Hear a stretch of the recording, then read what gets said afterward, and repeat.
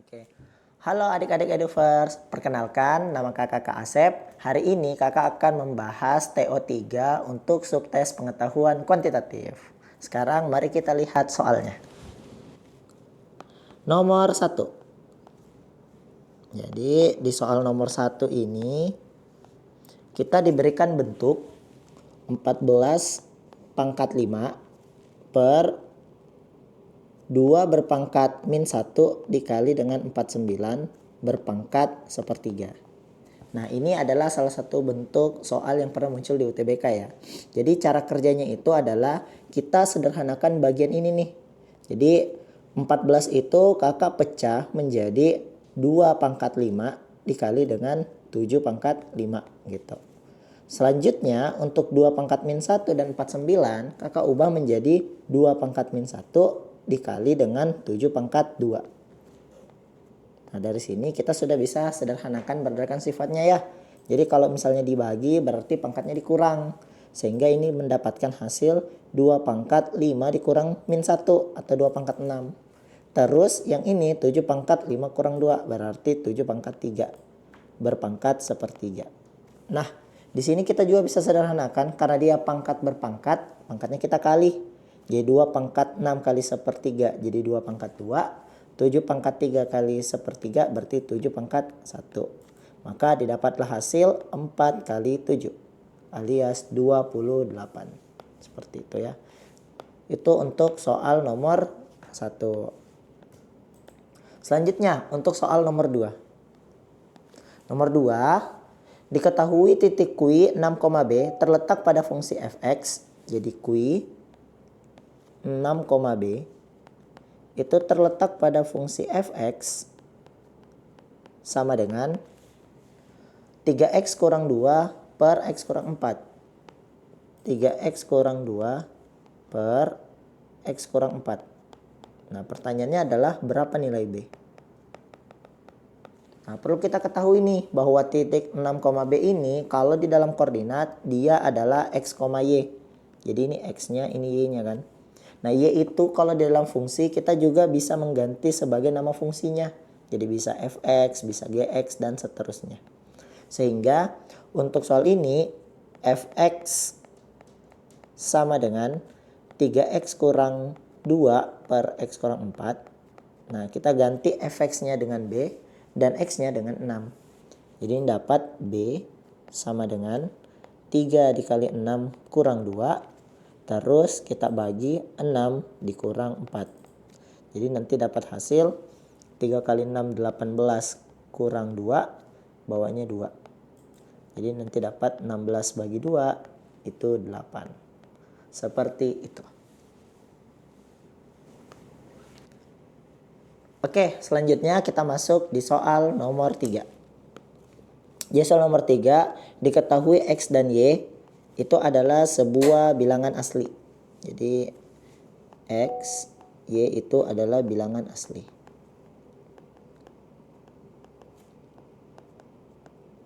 Di mana dia memenuhi persamaan x dikurang y sama dengan b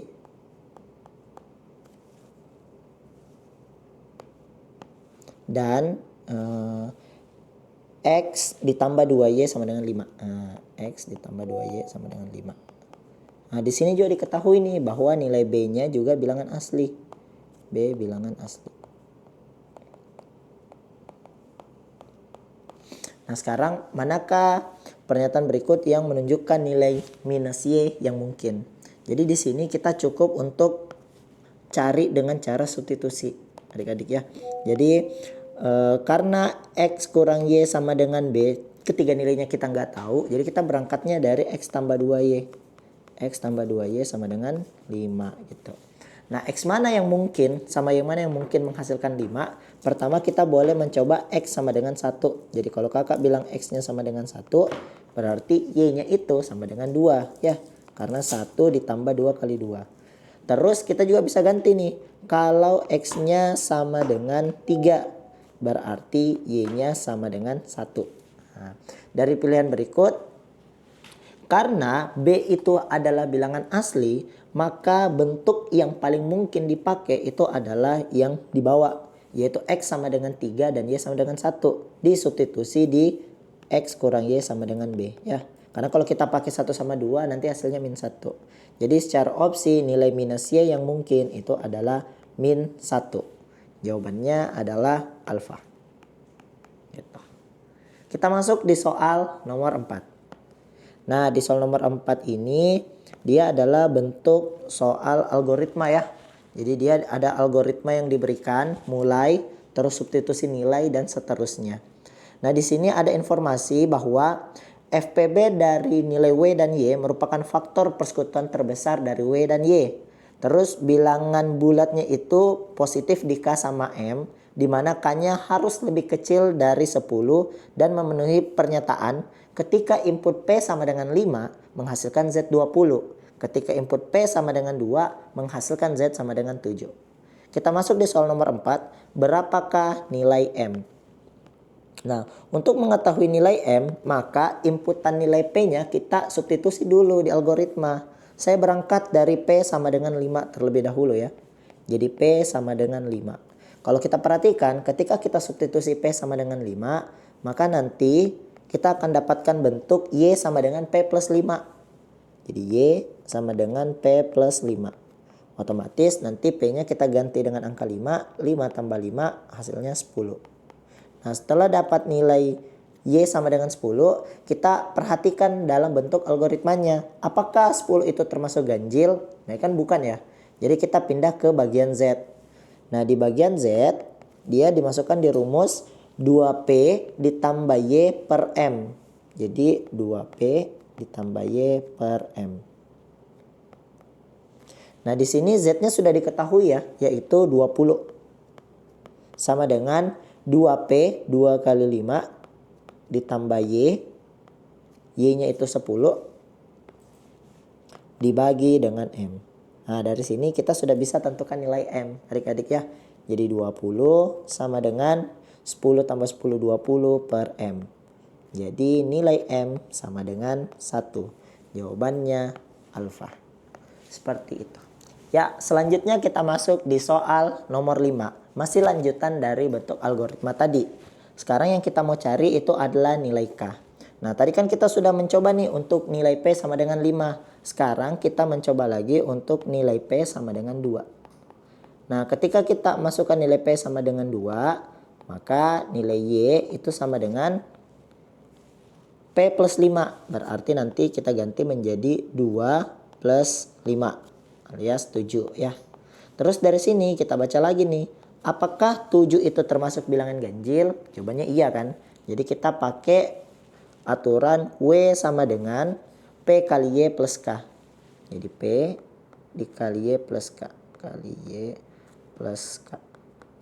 Nah, di sini kita bisa ganti ya bahwa nilai P-nya itu adalah 2, nilai Y-nya adalah 7, nilai K-nya belum diketahui.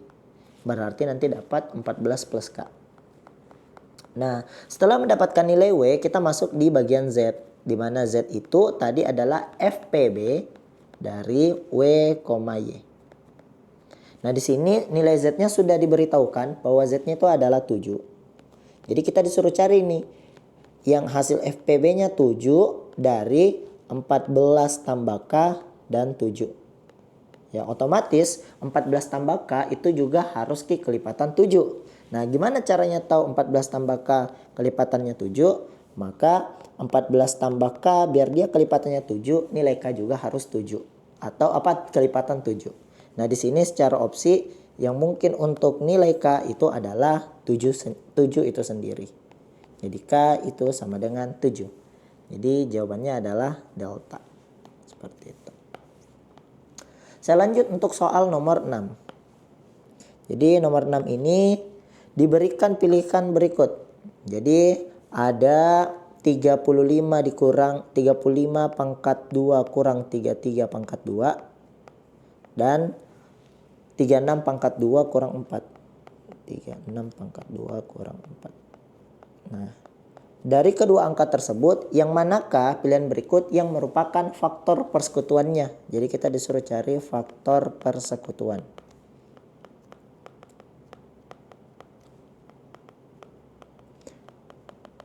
Nah, artinya ketika kita ingin mencari faktor persekutuannya, yang kita cari itu adalah bilangan yang bisa membagi keduanya gitu. Nah, ini kan agak susah nih kalau kita tidak sederhanakan. Jadi kita sederhanakan dulu satu-satu ya. Dimulai dari 35 pangkat 2 kurang 33 pangkat 2. Nah, ini kita bisa sederhanakan pakai aturan aljabar A kuadrat min B kuadrat ya. Jadi nanti dapat 35 plus 33 dan 35 min 33. Jadi nanti dapat hasil 68 dikali dengan 2 gitu.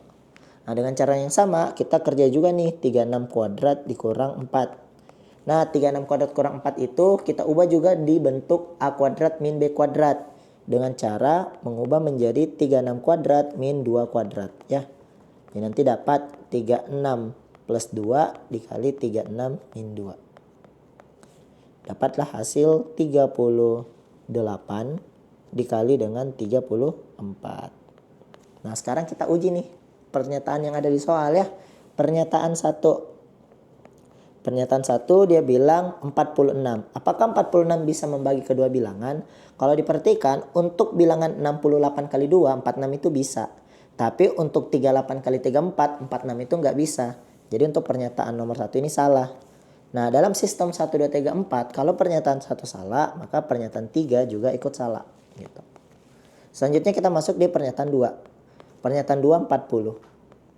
Nah, kalau 68 kali 2 itu nggak bisa dibagi dengan 40 ya. Karena hasil belakangnya itu 0. Otomatis dia juga salah. Nah, kalau 1 dan 2 salah, maka jawaban yang tepat itu adalah 4. Jadi jawabannya adalah delta. Seperti itu. Oke, selanjutnya kita masuk di soal nomor 7. Ini materi operator bilangan ya. Jadi di nomor 7 ini diberikan bentuk A bintang B. Jadi kita cari dulu. A bintang B itu sama dengan A kali B dibagi 2 kali A plus B. Nah, sedangkan C, nah ini operasi kotak titik ya. Kotak titik D itu adalah C kali D dibagi C dikurang 3 kali D. Nah, sekarang pertanyaannya berapa hasil dari 2 bintang dalam kurung 4 kotak titik 2. Nah, untuk operator bilangan ini kita mengikuti aturan operasi bilangan. Jadi yang kita kerja terlebih dahulu yang dalam kurungnya ya. Jadi di sini kita selesaikan 2 bintang 4 kotak titik 2. Jadi hasilnya adalah 4 kali 2 dibagi 4 dikurang dalam kurung 3 kali 2. Nah, ini yang kita hitung ya. Jadi dapat 2 bintang. Ini hasilnya 8 per 4 dikurang 6. Itu minus 2. Jadi nanti dapat bentuk 2 bintang minus 4. Nah, 2 bintang minus 4 ini kita masukkan di aturan A bintang B tadi. Jadi 2 kali minus 4 dibagi dengan 2 dalam kurung 2 ditambah minus 4. Nanti dapat hasil minus 8. Sedangkan untuk bagian bawahnya 2 kali minus 2 minus 4. Jadi hasilnya adalah 2. Jawabannya adalah bravo. Nah, selanjutnya masuk di soal nomor 8. Barisan dan deret ya. Sini untuk soal nomor 8. Ini ada sebuah barisan aritmatika minus 20, minus 17, minus 14 ya. Jadi minus 20, minus 17, minus 14. Dan seterusnya. Nah, dari barisan berikut, manakah dari 4 pernyataan berikut yang bernilai benar? Kalau pernyataan yang bernilai benar, artinya keempat pernyataannya wajib kita cek semua ya. Di sini, kalau diperhatikan bahwa suku pertamanya, yaitu nilai A-nya, sama dengan minus 20.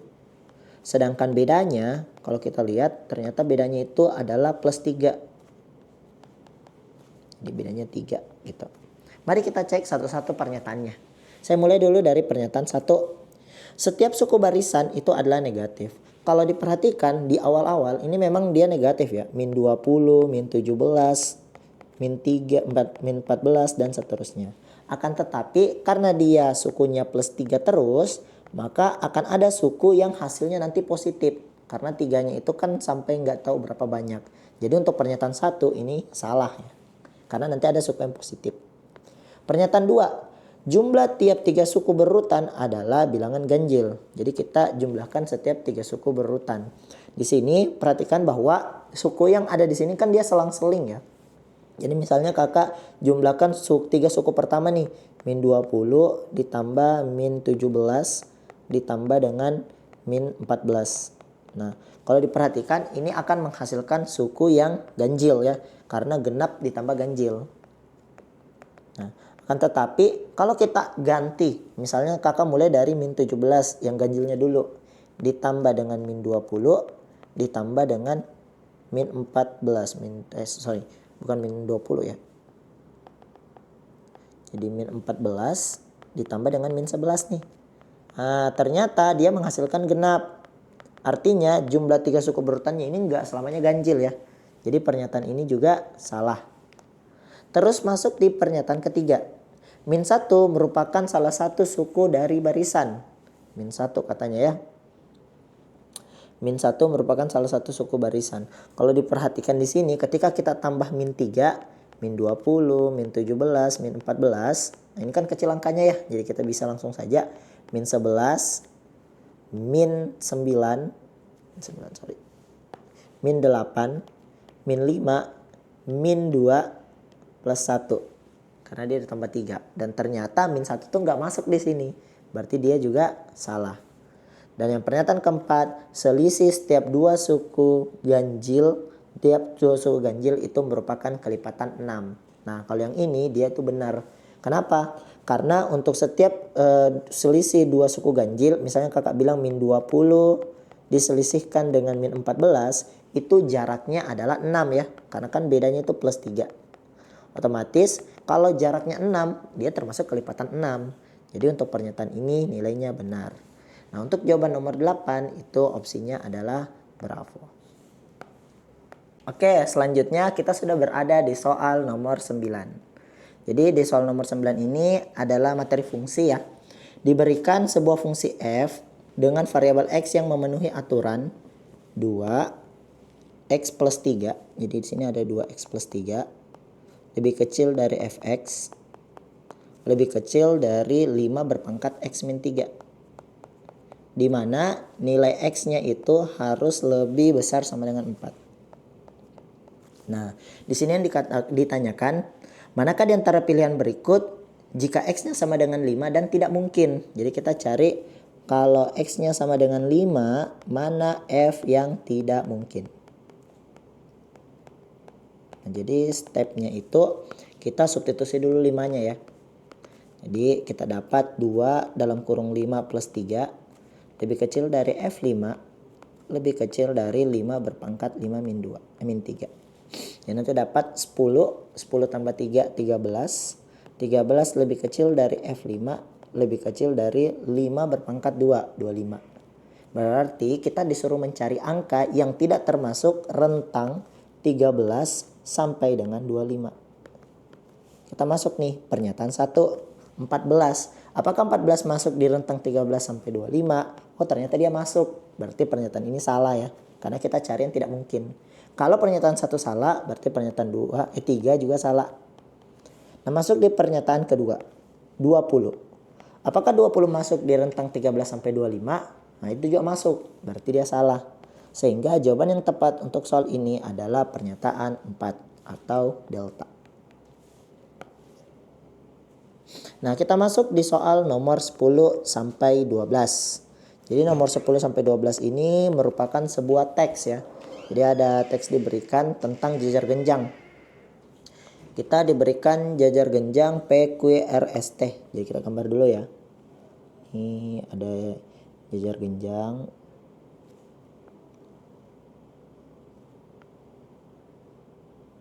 Oke. Jadi ini P, ini Q, ini balik ya. Ini P, ini Q,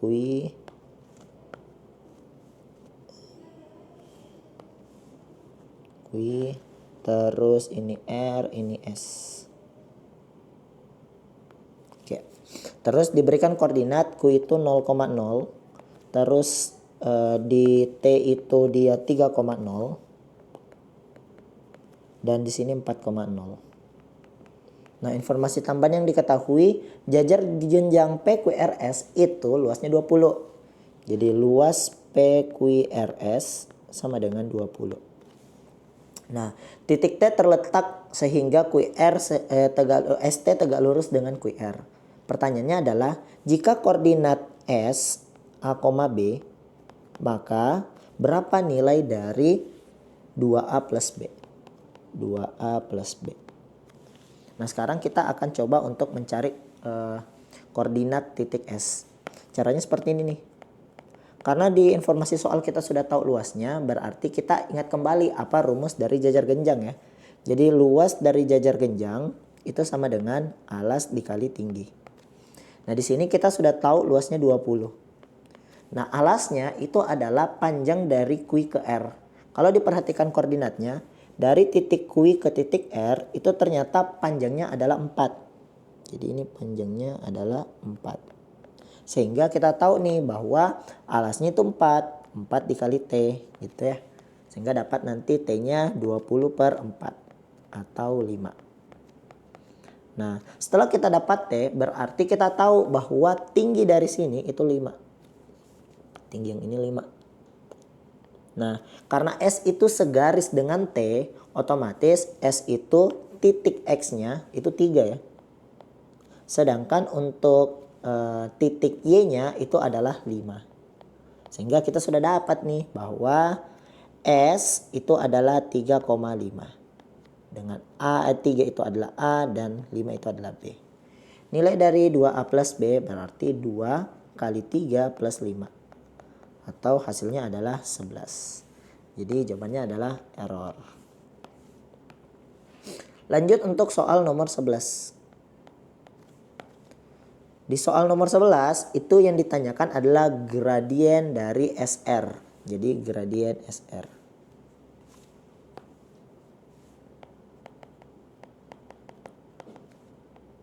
Nah, gradien SR itu berarti berhubungan dengan titik S sama titik R ya. Nah, di mana titik S-nya tadi kita sudah dapat, yaitu titik S-nya, yaitu 3,5, dan titik R-nya itu adalah 4,0. Nah, sekarang yang kita mau cari tahu berapa gradien. Masih ingat kan bahwa untuk mencari gradien itu caranya adalah delta Y per delta X ya. Jadi Y2 kurang Y1 per X2 kurang X1. Nah, ini kita sisa kurangin aja ya. Jadi bebas nih penentuan Y2 Y1-nya. Jadi kakak mulai dari 5 aja. Jadi 5 kurang 0, bawahnya itu 3 kurang 4. Ya dapat 5 dibagi dengan min 1 atau minus 5. Nah, di sini minus 5 itu jawabannya adalah alfa. Nah, terus untuk soal 12. Soal nomor 12, persamaan garis yang melalui S dan tegak lurus PQ. Jadi persamaan melalui S tapi tegak lurus sama PQ. Nah, karena dia tegak lurus sama PQ, berarti kita harus tahu dulu nih gradien dari PQ ya. Jadi berapa gradien dari PQ? Nah, untuk M dari PQ berarti saya harus tahu titik P dan Q terlebih dahulu. Nah, titik P itu sendiri tadi kita nggak sempat untuk cari ya karena belum ditanyakan. Nah, di sini kan jaraknya 4, di mana S-nya itu 3,5. Otomatis untuk P sendiri titiknya itu dia nilainya sama yaitu 5. Sedangkan untuk nilai X-nya itu harus berjarak 4 ke 3. Berarti otomatis angka yang dipakai itu min 1 ya. Karena min 1 ke 3 itu jaraknya 4. Jadi kita dapat nih P-nya itu min 1,5. Dan Q-nya adalah 0,0. Nah, berarti kita sudah bisa dapat nilai M-nya PQ ya. M-nya PQ itu sama dengan 5 dikurang 0 dibagi min 1 dikurang 0. Oh ternyata dia juga min 5 gitu. Sebenarnya kita nggak usah cari sih kalau mau. Karena ini kan sebenarnya dia sejajar juga tuh dengan SR. Jadi harusnya dia sama. Kakak baru lihat ya, ini dia sejajar dengan SR gitu. Jadi harusnya sama. Nah setelah dapat kita sudah bisa cari persamaan yang tegak lurus dengan S. Karena dia bilang tegak lurus berarti M-nya si S itu harus minus seper dari M-nya P kui.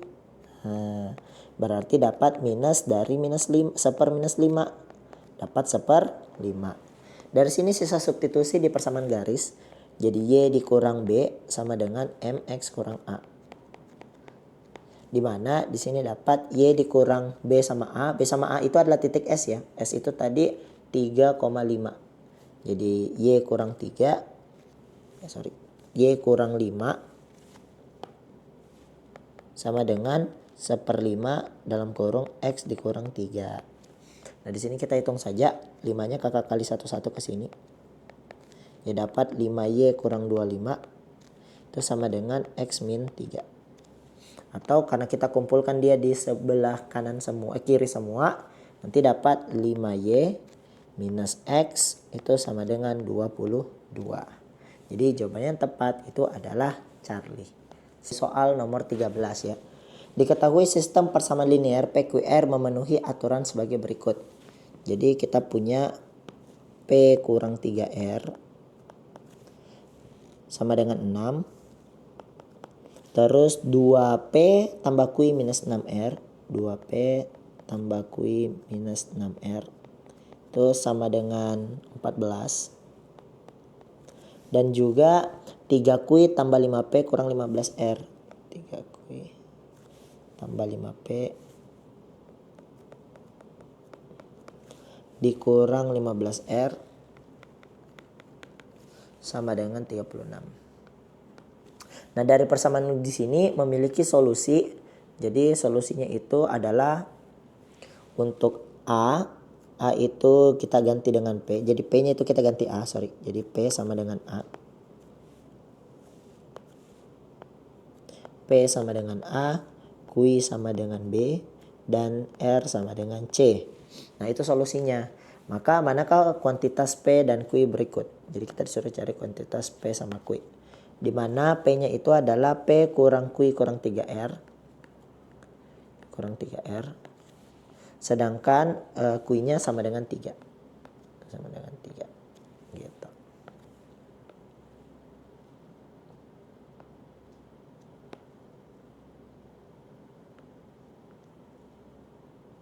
Nah sekarang. Jadi penyelesaiannya seperti ini adik-adik ya. Pertama itu adalah di persamaan ini kita harus cari yang bisa disubstitusi terlebih dahulu. Kita berangkat dulu dari P kurang 3R sama dengan 6. Nah ternyata P kurang 3R sama dengan 6 ini kita bisa substitusi ke persamaan 2P tambah Q kurang 6R ya. Jadi kita anggap ini persamaan 1, ini persamaan 2, ini persamaan 3, ya kan. Jadi persamaan 1 kita substitusi ke persamaan kedua. Caranya itu seperti ini. Persamaan 2P ditambah Q kurang 6R sama dengan 14. Kakak ubah bentuknya menjadi Q ditambah 2 dalam kurung P kurang 3R sama dengan 14 ya. Jadi Q-nya ditaruh ke depan. Terus 2P kurang 6R-nya kita kasih keluarkan 2-nya. Nanti kita dapat nih Q ditambah 2 dalam kurung 6 sama dengan 14.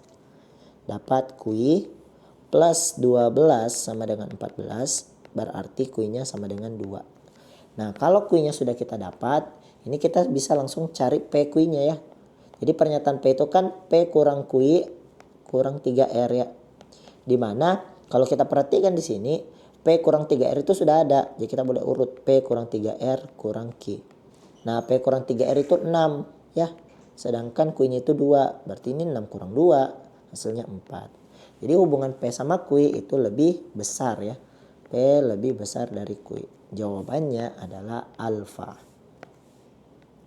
Selanjutnya masuk di soal nomor 14. Di soal nomor 14 kita diberikan bentukan soal statistika ya. Jadi ini ada bentukan soal statistika. Di mana Ada 3 kelompok nilai, kelompok 1 4, 4, 6, 10, kelompok 2 5, KK 6, dan kelompok 3 5, 5, 7, 7, 9. Nah, ternyata di sini diberikan informasi bahwa 3 kali nilai rata-rata kelompok 1. Jadi kita tulisnya begini. 3 rata-rata kelompok 1 ditambah modus kelompok 2 ditambah modus kelompok 2 itu sama dengan 4 kali median gabungan antara kelompok 1 dan kelompok 3. Jadi 4 median gabungan untuk kelompok 1 dan 3. Median 1 dan 3. Terus ditambah 1.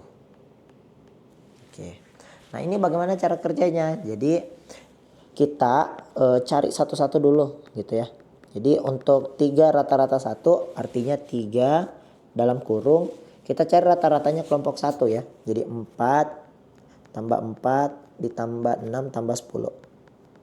Nanti dibagi dengan 4. Selanjutnya modus untuk kelompok 2 itu adalah K. Karena K-nya sini banyak ya. Jadi di sini K sama dengan 4 kali median untuk kelompok 1 dan kelompok 3. Berarti kelompok 1 dan kelompok 3 ini wajib kita urutkan terlebih dahulu ya.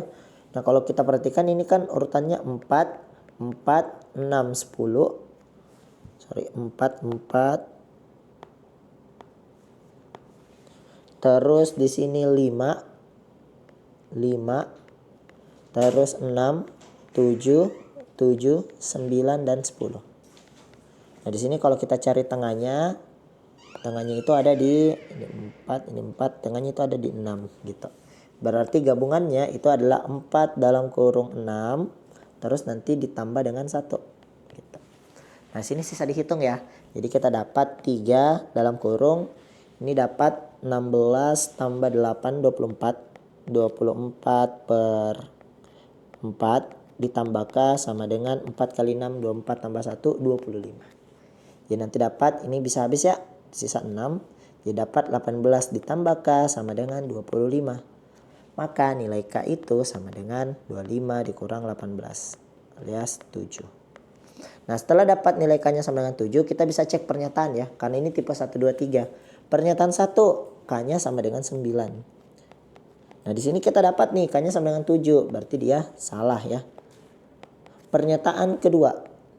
Data terbesar kelompok 2 adalah K, 7. Dan ini benar ya, karena nilai K itu sama dengan 7 dan 7 itu paling besar. Data terbesar. Benar. Terus untuk pernyataan ketiga, dia bilang rata-rata kelompok 3 kurang dari K. Berarti kita cari dulu rata-ratanya kelompok 3. Nah, untuk rata-rata kelompok 3 sisa dijumlah saja.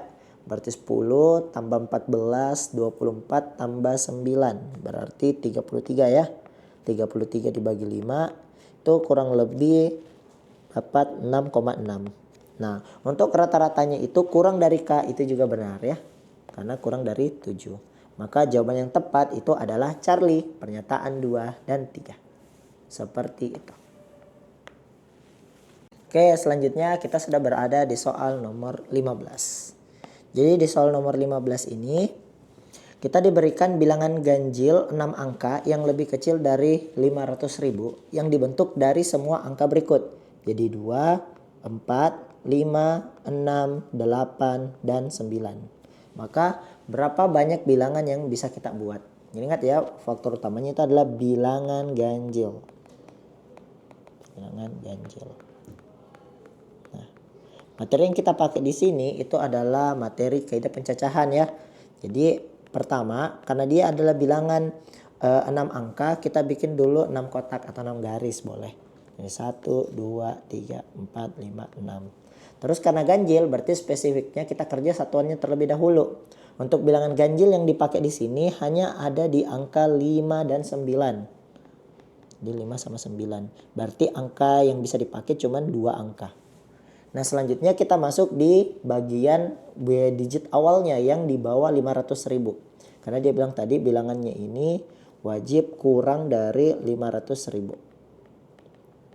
Berarti angka apa yang bisa dipakai kurang dari 500.000? Di sini ada angka 2 sama 4 ya. Berarti banyak bilangannya juga ada 2. Nah, selebihnya kita sisa mengisi slot yang belum terisi.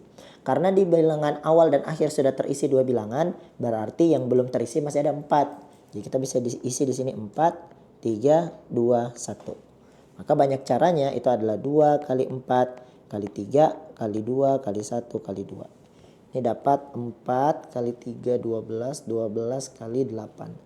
Ini jawabannya adalah 96. Itu delta ya. Selanjutnya masuk di soal nomor 16. Soal nomor 16, diketahui sudut A terletak antara 90 derajat sampai dengan 180 derajat. Dan nilai dari sin A sama dengan 4/5. Maka manakah pernyataan berikut yang bernilai benar? Nah, materi ini trigonometri adik-adik sekalian ya.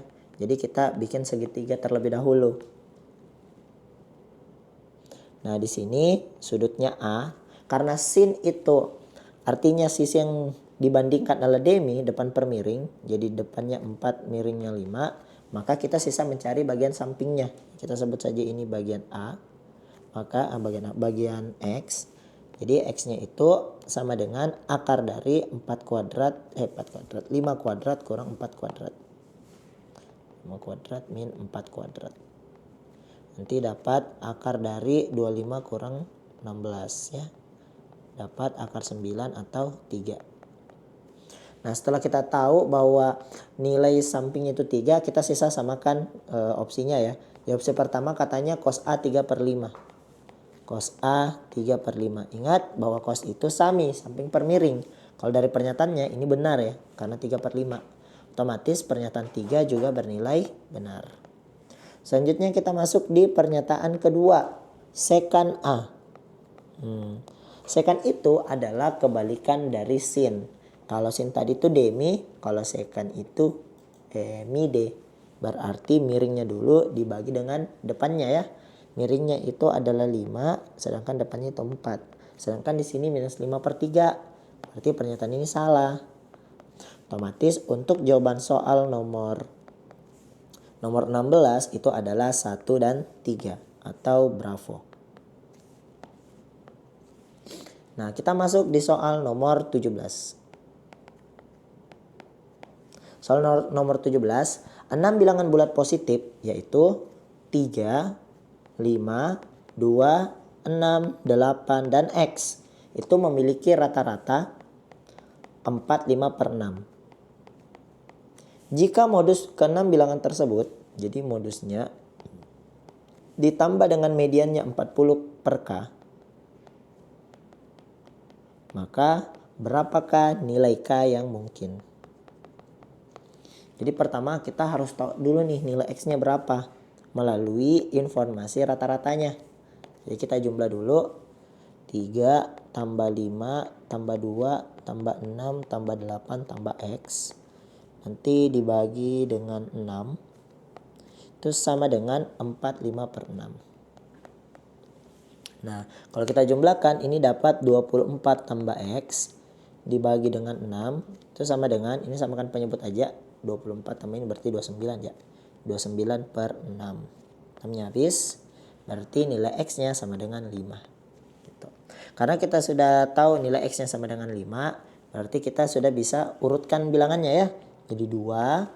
Terus 3. Terus 5. Terus 5 lagi. Terus 6. Terus 8. Nah, ternyata mediannya itu adalah 5 ya. Sekaligus modusnya juga adalah 5. Maka median tambah modus 5 tambah 5 adalah 40/K. Jadi ini dapat 10 sama dengan 40/K. Berarti K-nya itu sama dengan 4. Maka jawaban untuk soal ini, dia isian ya, adalah 4. Seperti itu. Di soal nomor 18. Diketahui M adalah gradien dari garis 3X. Jadi M itu merupakan gradien dari 3X sama dengan 2Y minus 5. Oke, manakah kuantitas P dan Q berikut? Jadi P itu sama dengan 4M, Q-nya itu sama dengan 6. Nah, ini gampang sekali ya. Karena kita hanya disuruh cari gradiennya saja. Jadi penyelesaian. Nah persamaannya hati-hati nih. Kan biasanya kalau bentuk seperti ini sama dengan 2y min 5, kita langsung aja nih dapat 3 dibagi min 3 bagi 2. Padahal kita ubah dulu persamaannya menjadi 3x min 2y sama dengan min 5. Nah baru kita cari m-nya ya. Jadi secara persamaan m itu minus a per b. Dengan a itu di variabel x itu dapat minus 3 dan b itu di variabel y yaitu minus 2. Nanti dapat 3 per 2. Maka nilai p-nya itu sama dengan 4m. 4 dikali 3 per 2. Nanti dapat 6. Jadi kuantitasnya itu sama. P sama dengan Q. Atau jawabannya adalah Charlie. Kita masuk di soal nomor 19. Soal nomor 19. Suatu tabung memiliki tinggi 64 V. Diketahui ya.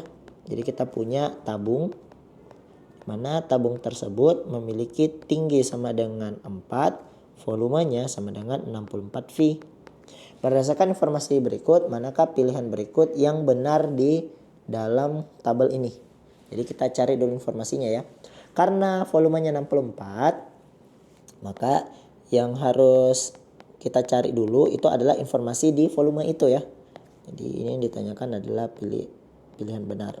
Pilihan benar. Penyelesaian. Nah untuk rumusnya sendiri, tabung itu rumusnya luas alas kali tinggi VR kuadrat dikali dengan T. Dimana informasi V nya sudah ada 64 pi.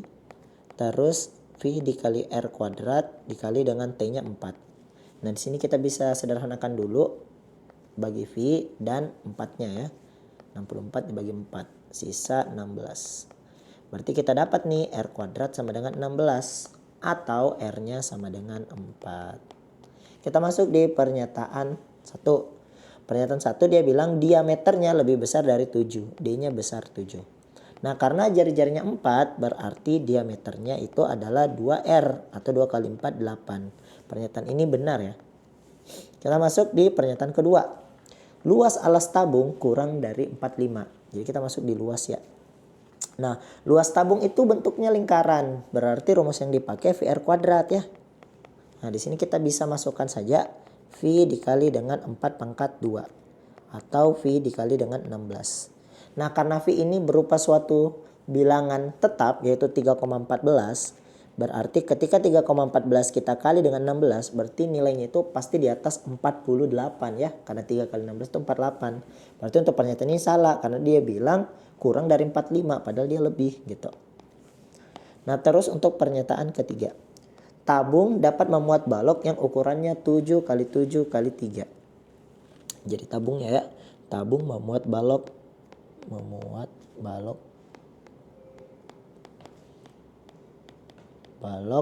ukuran 7 kali 7 kali 3.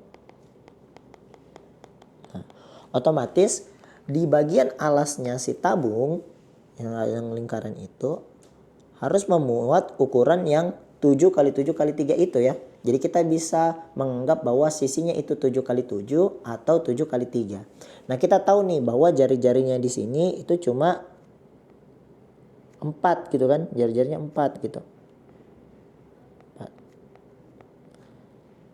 Nah, otomatis ketika kita masukkan tabung yang ukurannya 7 kali 7 ini tidak akan bisa memuat isinya di dalam gitu. Kenapa? Karena nanti dia akan berpotongan di bagian sini. Nah, sehingga untuk pernyataan ini juga salah ya. Nah, untuk jawabannya di sini adalah benar, salah. Seperti itu ya. Nah kita masuk di soal terakhir. Di soal nomor 20. Barisan geometri U1, U2, U3 itu memenuhi aturan U2 sama dengan minus 8 U5. Dimana U1 nya tidak boleh sama dengan 0 ya. Terus apakah U24 ditambah U26 lebih besar dari 0? Nah, putuskan kedua pernyataan berikut. Pernyataan 1, U24 itu lebih besar 1. Pernyataan 2, itu U24 lebih kecil dari 2. Nah, kita masuk dulu di informasi awal yang bagian ini nih. U2 sama dengan minus 8 U5. Nah, ingat bahwa untuk barisan geometri rumus sukunya itu Arni ya. Jadi A dikali R pangkat N kurang 1. U2 itu berarti A dikali R. Sedangkan U5 itu adalah A dikali R pangkat 4. Nah, di sini kita bisa sederhanakan saja. Jadi dapat R-nya juga bisa dibagi nih. Sisa 3. Jadi dapat R pangkat 3 sama dengan minus 8. Berarti R-nya itu sama dengan minus 2. Karena minus 8 itu setara dengan minus 2 pangkat 3 gitu ya. Nah, karena sudah tahu R-nya minus 2, sekarang kita coba kedua pernyataan berikut. Saya mulai dulu dari pernyataan 1 ya. U24 katanya besar 1. U24 kalau dirumuskan dia jadi A dikali R berpangkat 23 lebih besar 1. Yang kita tahu tadi R-nya itu minus 2. Berarti ini kan A dikali minus 2 berpangkat 23 lebih besar 1. Ingat bahwa bilangan minus ketika pangkatnya ganjil hasilnya tetap ganjil kan. Jadi sini minus ya. Sedangkan hasil yang kita minta harus lebih besar dari 1. Maka nilai A itu sudah pasti harus minus juga. Kenapa? Karena minus kali minus hasilnya bisa menghasilkan positif. Oleh sebab itu suku ke-24 sudah pasti dia suku yang positif. Nah, pertanyaannya apakah suku ke-24 tambah suku ke-26 itu lebih besar 0? Jawabannya iya. Kenapa? Karena suku 24 bernilai positif, maka suku ke-26 juga bernilai positif. Jadi pernyataan 1 ini cukup. Untuk pernyataan kedua dia bilang U24 itu kurang dari 2. Berarti kan sama kayak tadi ya, AR pangkat 23 kurang dari 2. Ini dapat A dikali minus 2 berpangkat 23 kurang dari 2. Nah, sama kayak tadi, di sini dia negatif.